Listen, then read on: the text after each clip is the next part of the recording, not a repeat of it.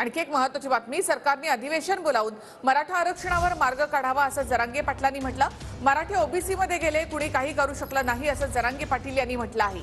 तर जरांगे पाटील यांची झुंडशाही सुरू आहे, ओबीसींचं जे नुकसान व्हायचं ते झालंय असं इथे पडळकर आणि भुजबळ यांनी म्हटलंय।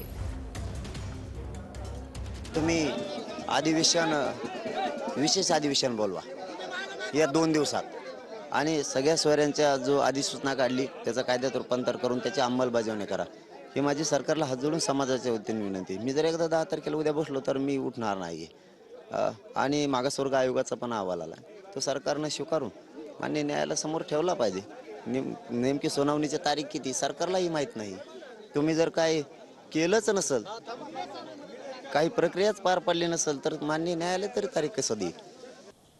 आम्ही आरक्षण सगळ्या मराठ्यांना ओबीसीतूनच घेणार असं म्हणून जे आहे, जे झुंडशाही जी करतात आणि बॅकडोर एंट्रीने तुम्ही ओबीसी मध्ये घुसताय। म्हणजे स्वतःला काय समजतो आणि काय नाही, प्रत्येक अल्टिमेटम अल्टिमेटम अल्टिमेटम। काय इथे काय लोकशाही आहे का काय हुकुमशाही चाललेला आहे?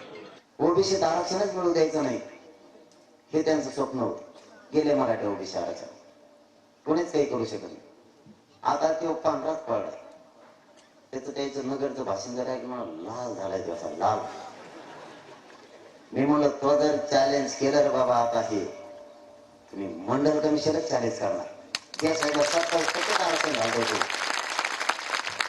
तेव्हा म्हणतो दम असला तर घालूनच दाखवा, कारण त्याला चांगलं माहिती मंडल कमिशन चॅलेंज होतोय।